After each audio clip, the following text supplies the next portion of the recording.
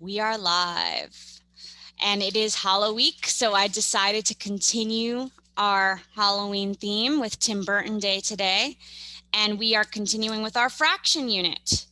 Yesterday we looked at finding equivalent fractions with multiplication. Today we're going to look at placing fractions in simplest form.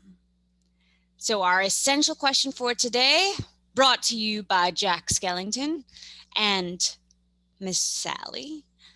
How can you write a fraction in simplest form? All right, some of the key terms to add on to our growing list from yesterday are factor and simplest form. A factor is a number that divides into another number exactly without leaving a remainder. So a factor of 8 would be 2 because 2 can go into 8 perfectly. A factor of 8 would not be 3 because although we could divide 8 by 3, we would have a remainder because 3 does not go into 8 perfectly. So factors are numbers that can be multiplied to get, right, our original number. Simplest form, which is what we're focusing on today, is when a numerator and denominator of a fraction have no common factor other than 1. So we are going to be dividing our numerator and our denominator to put it into its simplest form. If we can no longer divide both by the same number without having a remainder, we would be considered having our fraction in simplest form, right? That's when we only have a factor of 1 that can go into both.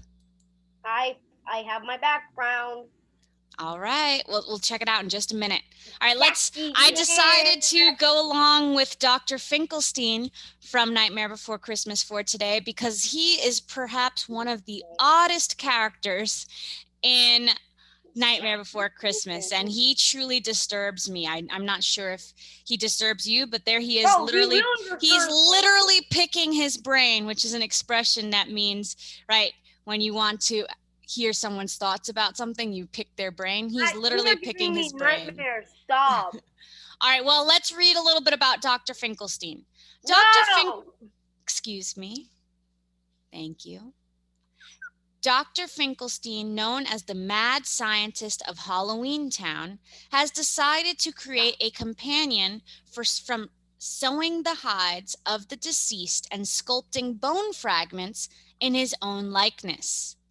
In order for the doctor to animate this bride, he must remove part of his own brain and transfer it into the skull of the corpse he has shaped. So I know you've read Frankenstein before. It's a very similar.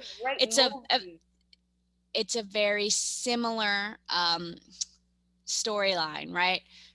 Except that he's a mad scientist. He's extremely intelligent, and he decides he needs to devote his own brain to creating the love of his life. If the doctor wishes to create a being that is capable of sharing semi-intelligent thought, wants to be able to have a conversation, right? He must safely remove 4/12 of his brain matter and contribute it to his bride-to-be. What is the simplest form of the fraction of the doctor's brain that must be removed and transferred? So we know 4/12, but we're going to find the simplest form of that fraction. So let's see if Dr. Finkelstein will be able to safely remove brain matter and create his Frankenbride. Similar to our steps yesterday, with simplifying a fraction, you must use division and division alone. You find a common factor of both the numerator and denominator, meaning you're finding a number that goes into both the numerator and denominator perfectly without a remainder.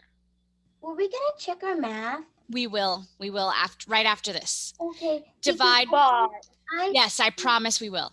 Division for some of the problems on the math homework. That's exactly why we're going to review it. I promise.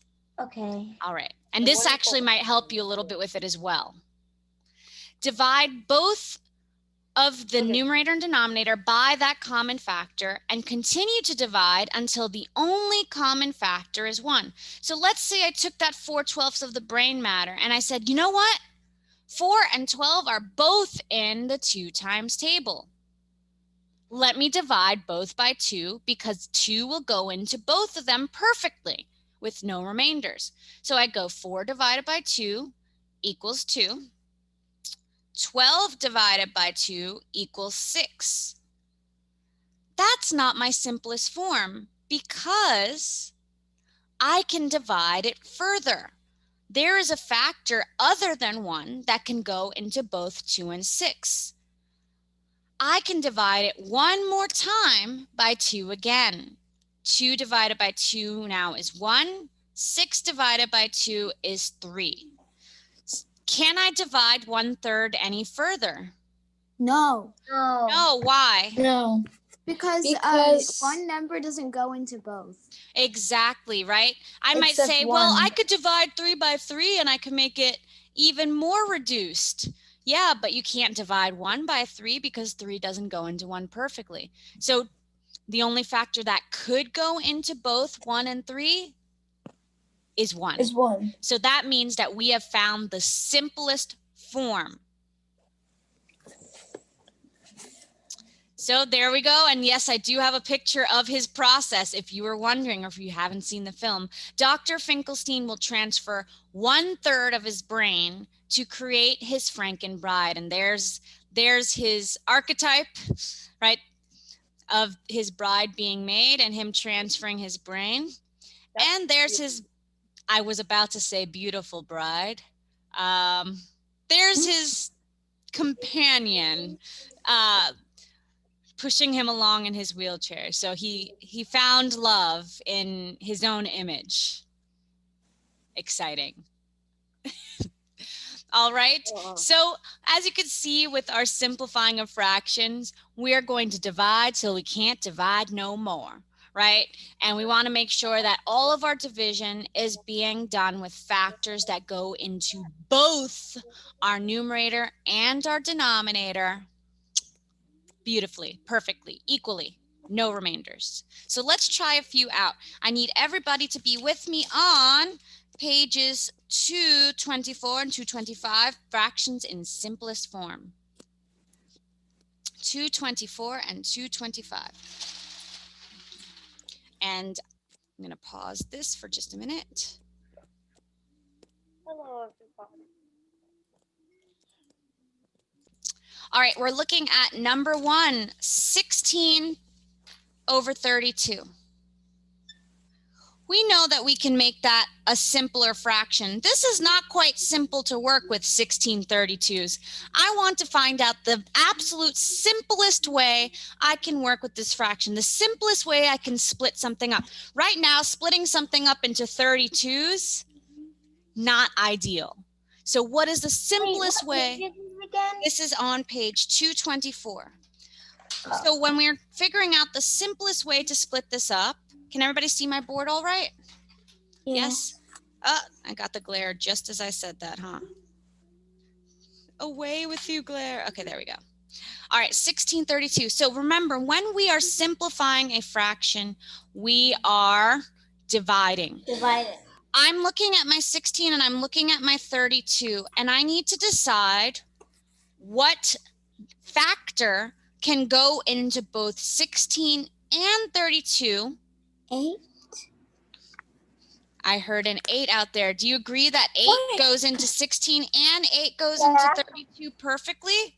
Yes. Yes, because both Yes. 16 and 32 are in the 8 times table. So I'm going to draw my little Pokeball. And I'm going to write divide by 8. There's my Pokeball. Everybody see my Pokeball? So beautiful. Yes, wait, Miss Velez. Yes. there's something else you can do. Well, there's two things you can do. Well, first off, you can see 16 and 32, and if you know your times tables, you know that 16 I'm plus gonna get to 16 is that. 32. Yes, yes, you just could. Obviously half. Yes. So you could just do yes. one half. And there's something else you can do. You can just do 16, like, because 16 goes into 16 once, and 16 goes into 32 twice. You and then that's are the simplest on form. it. Right. Right. And that's why sometimes you get the factor right away, because you are able to, what you're explaining is your greatest common factor, where you find the biggest, the absolute biggest number that can go into both of your numerator and your denominator. For now, let's practice with the number that was given, so I can show you just why you're going to want to use that tactic, right? So if I did, so 8 goes both into 16 and 32 because 16 and 32 are in the 8 times table, so I know it goes in perfectly. So I'm going to go 16 divided by 8 is 2. 2. Dos. 32 divided by 8. 4. All right. Here's my dilemma. Is this in simplest form, or can I No. divide it again? Yes. Simplest Yes, form you means can. only one can go into both of them. I see another number that can go into both 2 and 4. What number is that? 2. 2. So guess what? I'm going to have to divide again. Divide by 2. And 2 divided by 2 is 1. 1. 4 divided by 2 is 2. 2. Now is it in simplest form? Indeed it is. Yes. Yes, there's nothing that's going to go into both 1 and 2 except for 1. 1. Now, could we have done this a little bit faster? Yes, right? I need someone to mute themselves. That's correct. Thank you. All right, so 1/2 would be considered the simplest form of 1632s, right? That is the easiest way we're going to split something up with having the same value as 1632s. However, there is a faster way.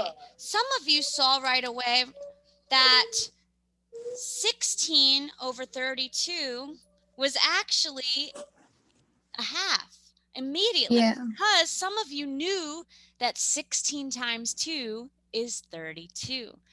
Just, I'm going to look out there. Who knew 16 times 2 is 32? Me. Immediately. Me. All right.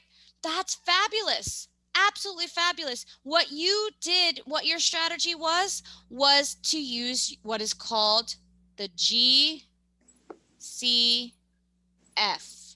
the greatest common factor. Oh. Here, the 8 and the 2 were common factors because both 8 and 2 went into 16 and both 8 and 2 went into 32. Those were just common factors, factors that they had in common.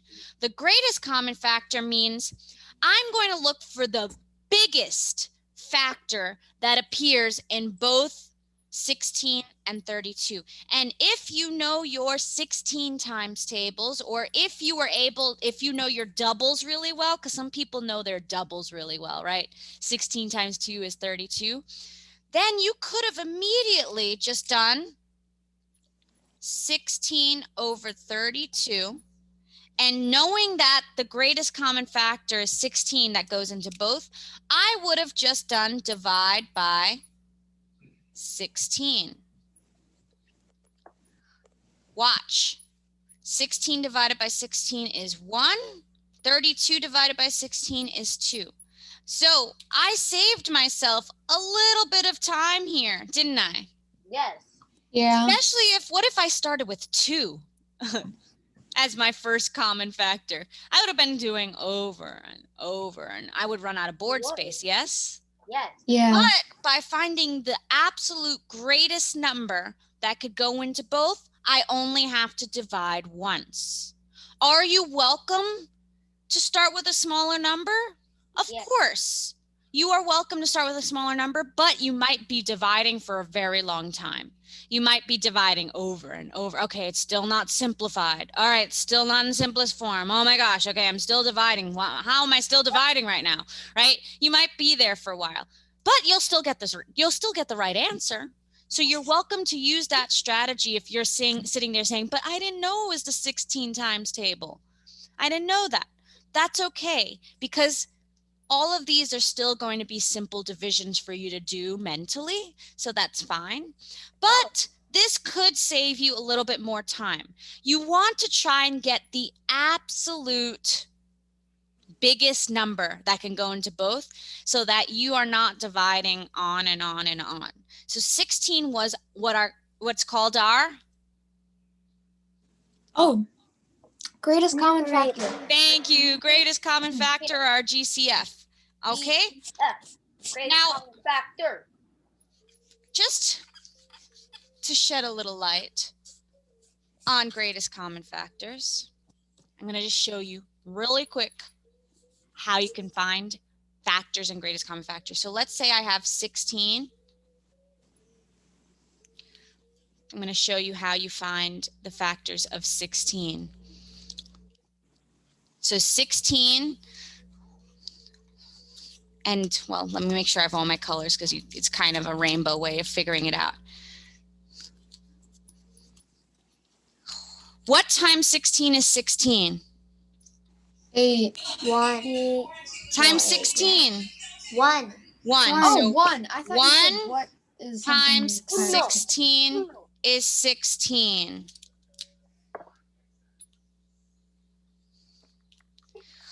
Let's go to the next number. Does 2 go into 16? Yes. Yeah. 2 times what is 16? 8. 8. 8. Just showing a little rainbow trick. Rainbows. Next number would be 3. Is there a 3 in the 16 that can go into No. 16? No. Start with 4. Can 4 go into 16? Yes. Yes. And Yes. guess what? We're at the very middle, which means that we have ended our rainbow. So all of the possible factors of 16 are 1, 2, 4, 8, and 16. That's all the factors. But to find a common factor, I need to also test out my 32. Start with 1, form your rainbow. 1 times what equals 32? 32. Or 16 times 2. Oh, my markers are all over the place. Okay. Someone needs to mute themselves. All right, what's next? 2. Does 2 go into 32? Yes. Yes. 2 times 16 times. 16. 16.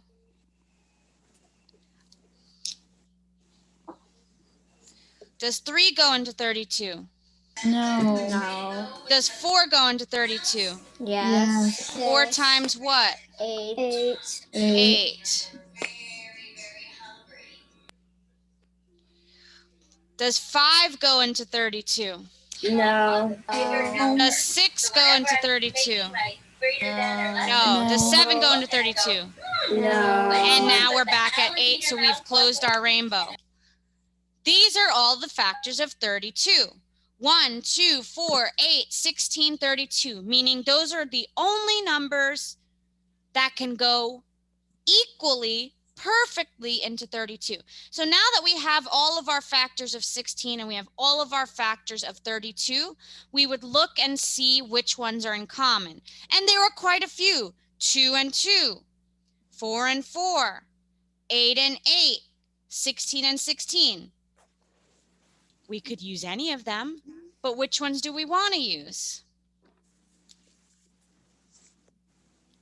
Which ones do we want to use? What's the greatest one? 32. 32. 32 is not common. 16 doesn't have a 32. Oh, 16. 16. 16 is the biggest. That's going to make me do the least amount of dividing. So if you know your times tables really well and you know which numbers can create these bigger numbers, this could be a mental math step. But I just wanted to show you that all of these factors are in common, but only this largest factor here is going to give you less work to do with your dividing. So that's what I would go with. Does everybody see how to make kind of a factor rainbow? You find the pairs of factors, the two numbers that multiply to get you that number. So that's how you find a factor. Pretty cool. All right. Let's try another fraction. Let's try 10/14. In my head for 10/14, I don't want to be here all day. What is the biggest, the absolute biggest number you can think of that goes into both 10 and 14? It has to go into both of them perfectly. What's the largest number? 14. Oh, It has to Two. go into Two. both. It's 2. 2. I hear a few people saying 2. Do we agree 2, or is there a larger number that can go 2 in? and 7. You can't use 2 different numbers. That's the trick. And You can only use one number for both. it can go into both. 10 can't go into No, 14. no. Unfortunately. No, I know, I wish. Wait, no, there's 10 of them. No, 14 of them. Wait. No, What number can go into both? That's in 2. 2. 2. I know it looks tiny, but guys, guess what? That really is as close as we can get. Because see, we had some other numbers. Yeah, 7 goes into 14, 10 goes into 10, but it has to go into both, and only 2 can properly go into both of these without any remainders. 10 divided by 2 is 5/7. 5. 14 divided by 2, 7. 7. Is that the simplest form, or can we divide more? That's the simplest Yes. form. That is the simplest form. We can divide no more. So 5/7, simplest form. That's the easiest way it's going to be. If we want this same amount, that's the easiest way it's going to be for us to split something up, right? That's why it's called the simplest form. I don't want to cut something into 14ths, but 7ths is much more reasonable for me to cut into. All right. I want a big one. Do you have any big ones on here that really could be split more? Meh. 55/60ths. Or Where's that one? 400ths. Where do you see that one? What number is that? Number Ooh. 9. All right, 9. 55/60ths. I like that. 55/60ths. Can you see what the largest possible number is that can go into both? 5. Who agrees 5? 5. I do. 5. Me, I agree. I agree too. Well, 5 definitely goes into both. 55 Wait. divided by 5 equals 11. 60 divided by 5 equals? Know your 12. 5 times table. 12? 12. Yeah. Okay. Can we get any smaller than this? Can we simplify this fraction any further? No. Yes. Wait. No. And you know what? No. One major clue, any fraction that's only 1 away from each other, like 11/12ths or 1/2 or 3/4 or 5/6 or 7/8 or 9/10, right?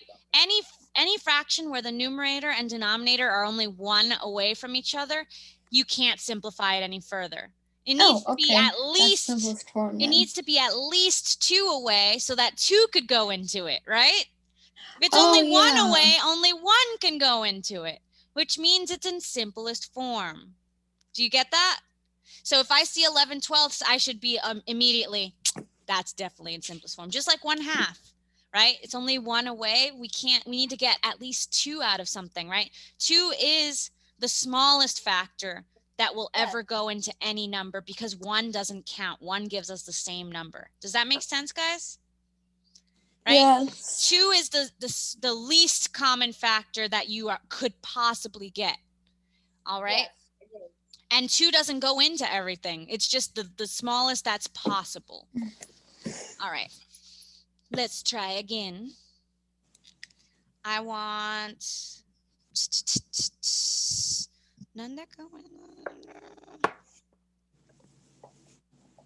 Let's try one more, because I think these are pretty simple if you find your factors. Some of them are big, like this one. 99 over 121. Forgive my marker. It's Do big. number 26. Do number 26. Well, I don't want you to get scared off by larger fractions.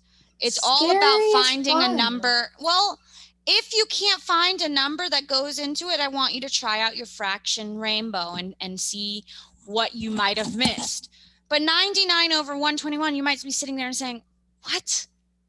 What goes into that? Well, just start with your numbers and think, okay, I'm looking. 33. I'm what? 33. I usually always look at my denominator first. Well, actually, I'm sorry. Oh, because like 3 goes Because that'll be into the 9 largest 3 number, times. right? So what numbers go into 121 perfectly? I'm Sometimes, doing division. if you know your times table, you know this one. Oh, 11. 11. 11. 11 goes times in. what goes into 121? 11 times 9. 11. Yes! 11 See, times 11. sorry guys, but you have to know your times table, because hopefully you looked at 121 and you knew that the only number in the 121, that the only factor that will give you 121 is 11. 11. There's no 11. other factors. It's 11 and 11. That's it, right? There's no other, I should say, factors that aren't 1.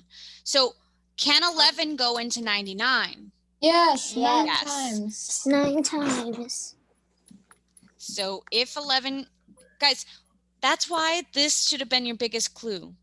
If you know your 11 times table, you know that 121 can only be divided. Well, 11 is kind of easy, except when you get to like 12, because 11 Right. times like Right, 1 and is that's 11, why 11 times 2 is I 22. taught you all that beautiful long division. So that 11's a bit if easy. you Yeah, get I any did long bigger division. I numbers, did you're gonna 11 have to into pull out that 121. skill.